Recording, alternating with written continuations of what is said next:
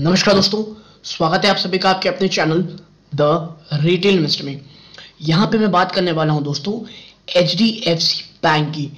HDFC bank को लेकर के दोस्तों दो खबरें हैं। एक, बैंक ने अपडेट दिया है।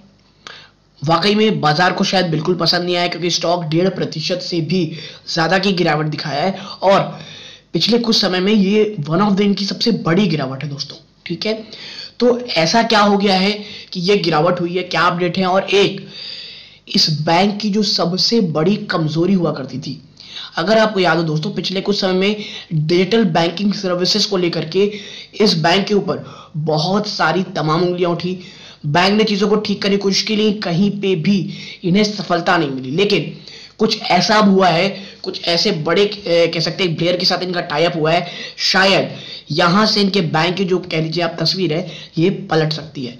क्या है पूरा मामला, इन तमाम चीजों पर चर्चा करूंगा। क्या अपडेट है, किस तरह की लोन ग्रोथ हुई है, इन तमाम चीजों में चर्चा करेंगे। वीडियो को अंत तक देखिएगा दोस्तों, बहुत इंफॉर्मेटिव, बहुत एजुकेटिव भी होगी। लेकिन आगे बढ़ने से पहले दोस्तों, अगर आप इस चैनल पहली बार आए हैं, प्लीज सब्सक्राइब का बटन दबा दें।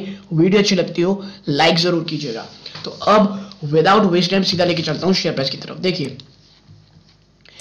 एचडीएफसी बैंक लिमिटेड दोस्तों, ठीक है, एचडीएफसी बैंक लिमिटेड 1.5% से भी ज्यादा की गिरावट।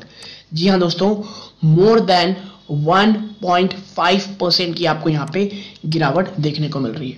ठीक है, बात अगर करूं अगली दोस्तों, तो आप देखेंगे स्टॉक को पिछले एक महीने में दोस्तों स्टॉक कहीं नहीं गया है, एग्जैक्टली कहीं नहीं दोस्तों। मात्र आपको स्क्रीन में दिख रहा होगा, मात्र 1.25% की गिरावट है, 2 रुपए ही ऊपर नीचे हुए दोस्तों। ठीक है, और आज की जो गिरावट है वो इस क्यों हुई है, शायद बाजार को पसंद नहीं आया है होंगे Q3 के नंबर, क्योंकि बैंक ने अपडेट दी है। क्या आप देखें यहाँ पे, हम यहां से शुरू करते हैं दोस्तों। आप देखिए HDFC assigns loan worth ₹8,892 crore इन दिसंबर क्वार्टर। दिसंबर क्वार्टर में HDFC ने दोस्तों लगभग 8,892 करोड़ रुपीस के लोन सैंक्शन किए। ठीक है, आगे चलते हैं दोस्तों, तो आप पाएंगे, तो देखिए mortgage lender HDFC on Tuesday said it has signed or sold 19% loan to tune of 8,892 crore rupees in the third quarter ended December 2022. The corporation had assigned loan amounting 7,648 crore in corresponding quarter of the previous year. यानी देखिए इस quarter में लगभग 8,892 करोड़ रुपए के loan sanction हुए हैं, जो कि पिछले साल 7,468 करोड़ रुपए थे। HDFC ने अपनी रेगुलेटरी फाइलिंग में कहा, now all loan assigned during the quarter ended were to HDFC Bank pursuant to buyback option embedded in the home loan agreement between corporation and HDFC Bank।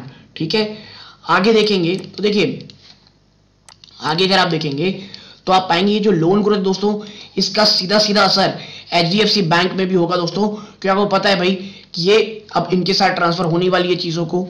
ठीक है, आप देखिए gross income from the dividend for the quarter ended December 31, 2022 was 482 crore compare to 195 crore a year ago. ठीक है, आगे देखिए last report the country's largest power private lender HDFC bank agreed to take over the biggest domestic mortgage lender in deal worth $40 billion creating a financial service. ठीक है, creating financial service Titan. ठीक है, तो ये अच्छी चीजें हो रही हैं दोस्तों, और जिस तरह से HDFC ने लोन दिया है, लोन में बढ़ोतरी की है, ये काफी अच्छी है।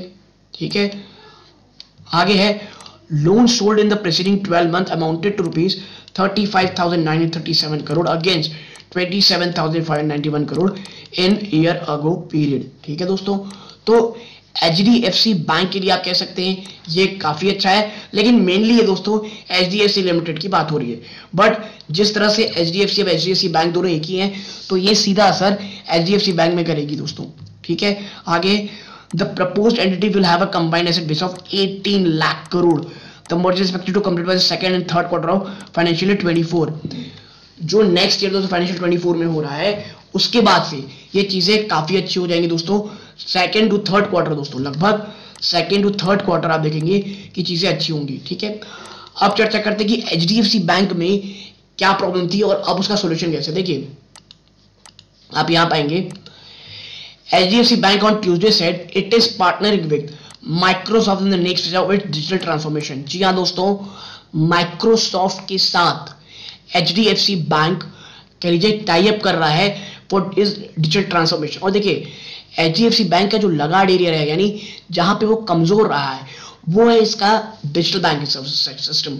और अब माइक्रोसॉफ्ट के साथ ये जुड़ने के बाद मुझे लगता है ये काफी अच्छा हो जाएगा और लॉन्ग टर्म में ये चीजें काफी हेल्प करेंगी फॉर इन्वेस्टमेंट दोस्तों। ठीक है, आगे देखिए, the private sector lend developing in house IPs as well as partnering several companies including fintechs to co create technology IPs the lenders and investment. देखिए बैंक अब बहुत ज्यादा फोकस कर रहा है दोस्तों नए नए टाइप्स पे, जिस तरह से नई कह लीजिए सेवरल कंपनीज यानी तमाम कंपनी के साथ टाइप कर रहे हैं, कई फिनटेक कंपनी के साथ टाइप कर रहे हैं, और आप कह सकते हैं तो ये खुद का IP भी क्रिएट कर रहे हैं दोस्तों, इवन ओन IP। आगे आप पाएंगे HDFC bank will leverage Microsoft Azure's Microsoft Azure to consolidate and modernize its enterprise data landscape through a federal data lake to scale its information management capabilities across enterprise reporting and advanced analytics using artificial intelligence। भाई जो Microsoft की Azure है दोस्तों, उसकी जो expertise है, उसकी जो मॉडर्नाइज कह लीजिए पूरा एंटरप्राइज डेटा लैंडस्केप है, उसको यूज करते हुए दोस्तों उसके तहत काफी अपने आप को इंप्रूव करेंगी। और our partnership with Microsoft is a part of our technology transformation agenda by investing in running the bank as well as building the bank of future। यानी ये तमाम चीज दोस्तों काफी अच्छी है। और आपको पता होगा अभी इस बैंक को दोस्तों HDFC को और अन्य दो बैंकों को स्ट्रेटेजिकली इंपॉर्टेंट घोषित कर दिया गया है और टू बिग टू फेल की कैटेगरी में रखा गया है। तो कोई भी एक बड़ी गिरावट स्टॉक में सिर्फ और सिर्फ खरीदारी का मौका होगी। और इसीलिए मैं कह रहा हूं दोस्तों, ये कोई बहुत ज्यादा बुरी खबरें कहीं से कुछ नहीं आई हैं। जो ये गिरावट हुई है इसके पीछे का कोई रीजन नहीं है दोस्तों, बल्कि चीजें अच्छी हैं। एक बहाना चाहिए रहता है बाजार को टूटने का, वही कारण देख रहे हैं कि आपको बाजार में गिरावट देखने को मिली है दोस्तों। तो यदि आपको ये छोटी सी एनालिसिस पसंद आई हो, वीडियो को लाइक करके चैनल को जरूर सब्सक्राइब कीजिएगा। यहां तक जुड़े रहे, अपना कीमती समय दिया, इस बात का बहुत बहुत धन्यवाद दोस्तों। ये इस वीडियो का अंत है। जय हिंद दोस्तों।